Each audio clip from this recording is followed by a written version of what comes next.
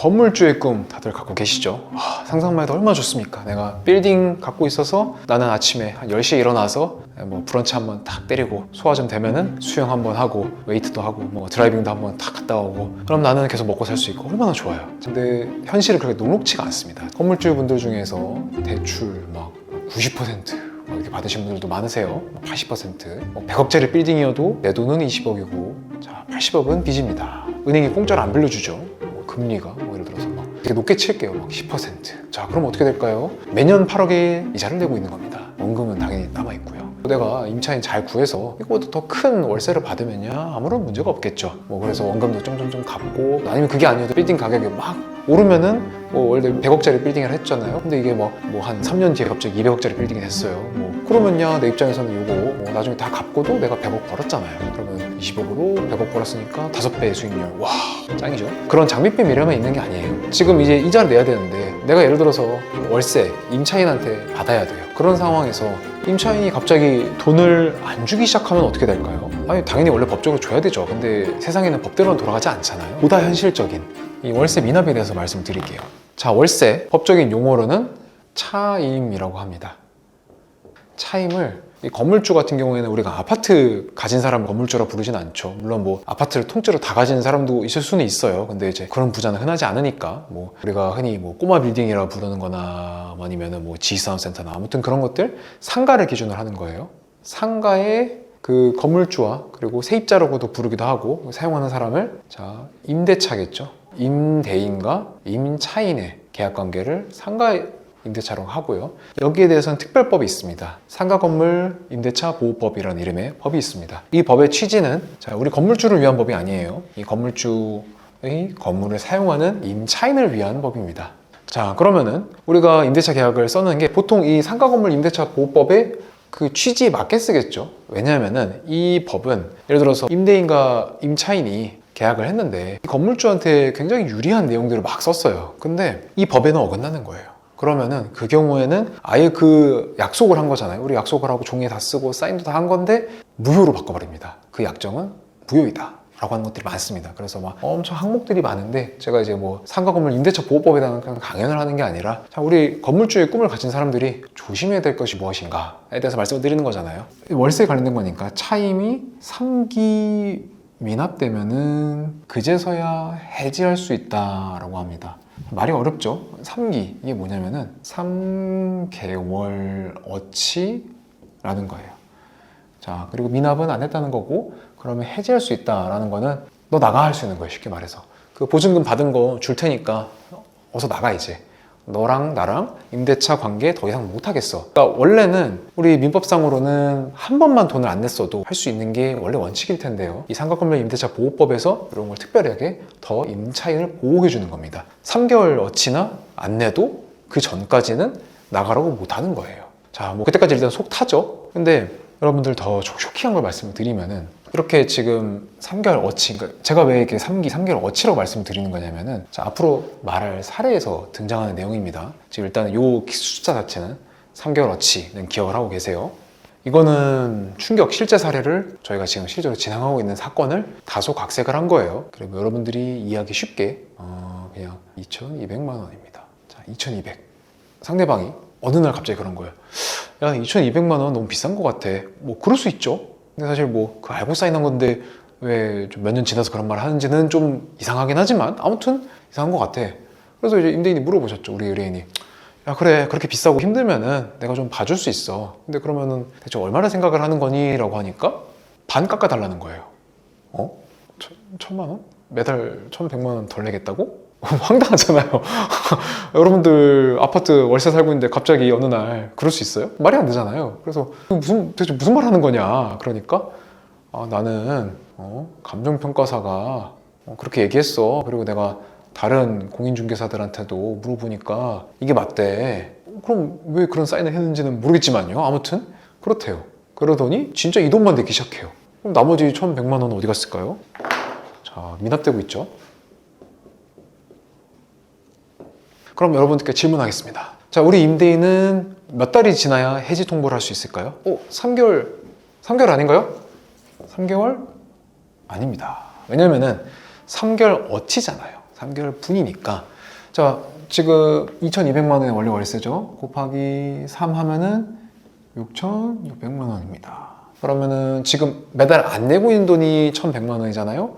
그러면은 정답은 6개월입니다. 자, 그때 되면 나가라고 할 수 있어요. 근데 사실 이해는 안 가는 거는요. 제가 뭐 지역이나 이런 것도 말씀을 드리지는 않을게요. 근데 사실 임차인은 오히려 대기업입니다. 임차인은 아주 재무 구조도 굉장히 좋은 대기업이에요. 제가 말씀드리면 다 아는 곳이에요. 근데 대기업에서 갑자기 이런 상식적이지 않은 행동을 한 거예요. 일단은 그래도 내가 못 받는 월세라도 받고 뭐 그 다음에 나중에 다시 생각을 한번 해보겠다. 뭐 물론 계속 안 내고는 있지만요. 1,100만 원씩. 아무튼 그래서 월세 아까 차임이라고 말씀드렸죠. 법적인 용어는 차임 지급 청구를 한 건데 근데 이쪽에서는 좀 논리가 있어요. 이 사람들도 당연히 할 말이 뭐 없는 건 아니겠죠. 뭐 저는 그게 틀렸다고 생각은 하지만 차임 뭐 증감 청구권이라는 이름의 권리가 있습니다. 이게 뭐냐면요. 생각을 해볼게요. 만약에 이렇게 임대차 계약을 썼어요. 그 상가를 빌려주는. 근데 원래 처음에 생각했던 2,200만 원 할 때는 뭐 어떤 경기가 막 되게 좋고 막 그래가지고 다들 올랐는데 예를 들어서 막 IMF 혹은 뭐 2008 금융위기 수준의 나라가 정말 어려워졌다거나 아니면은 우리 임차인이 갑자기 막 뭐 불의의 어떤 사고로 우리 회사가 갑자기 너무 어려워져서 도저히 안 되겠다 라고 하는 상황이 왔어요. 그때도 이 금액을 정확히 딱 무조건 지켜야 된다라고 하면은 조금 그런 게 있긴 하잖아요. 물론 우리 계약은 계약인 거고 당연히 약속을 했으면 지키는 게 원칙이지만 예외적으로 객관적으로 예를 들어서 뭐 인근 시세도 뭐 확 떨어진다거나 그래가지고 도저히 안 되겠다 그러면은 뭐 10% 이런 식으로 좀 깎아준다거나 아니면은 막 시세가 올랐어요. 우리 대표적인 게 성수동 거기 상권들이 막 월세가 막 오르고 있어요. 그러다 보니까 거기 건물주들은 속이 타는 거죠. 오히려 내 옆 건물에 누구누구 뭐 김 사장은 뭐 이번에 임차인 나가고 새로 임차인 맞추니까 막 월세가 막 2배 3배 올랐는데 나는 왜 지금 2,200만 원 겨우 이 돈만 받고 내가 정말 미치겠어 라고 할 수도 있잖아요. 뭐 그것도 이제 정해진 게 있어요. 뭐 말할 때마다 매번 하는 게 아니라 뭐 1년에 한 번까지만 가는 거 뭐 어쩌고저쩌고 있는데 아무튼 조금씩이라도 올릴 수 있는 거예요. 내릴 수도 있는 거고 마찬가지로. 그래서 이 사람들의 말은 이거예요. 근데 상식적으로 절반이나 떨어질 이유가 뭐가 있나요? 이 회사는 멀쩡하고 뭐 거기 지역에 막 무슨 뭐 폭격이라도 맞았어 뭐 그런 것도 아니고. 그래서 사실은 이 소송 자체는 뭐 여러분들이 생각하는 방향 그대로 가고 있는 거죠. 여러분들이 이제 건물주의 꿈을 갖고 있어도 이 꿈이라는 게 막 그렇게 호락호락하지 않을 수 있다. 공실이 있을 수도 있고 아니면은 월세를 뭐 그냥 밑도 끝도 없이 안 낼 수도 있고 이런 식으로 갑자기 막 깎아달라고 할 수도 있다. 이런 상황에서 깎아주면 이거 말도 안 되지 그냥 바로 소송해야지 해서 소송을 할 수 있지만 대신 소송에는 시간이 걸리고 에너지가 드니까 이런 부분에서는 힘들 수 있다. 근데 제가 오늘 이런 얘기를 드리는 이유는요. 이게 생각보다 흔해요. 이런 일이. 갑자기 깎아달라고 막 하고 그냥 아니면은 막 사장님 우리 건물주인 내가 너무 힘들어서 그러는데 뭐 얼마만 좀 깎을게요. 뭐 그냥 얼마만 내도 좀 봐주세요 라고 해서 막 노발대발 해가지고 이 자식 빨리 나가라고 해지 송벌하려고 했는데 3개월을 치잖아요.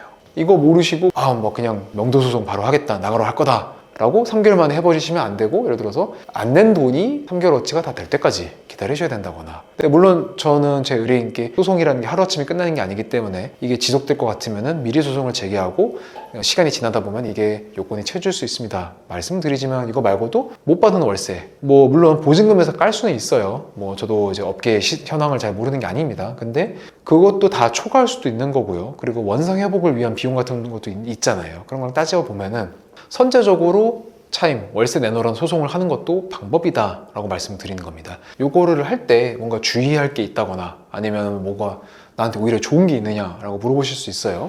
자, 그러면은 내가 지금 이 돈을 못 받아서 계속 문제가 발생하고 있잖아요. 이 사람 상대방은 줄 의무가 있는데 자, 여기에 대해서 소송 전이면은 연 5%, 소송 후면은 연 12%씩 지연이자가 발생합니다.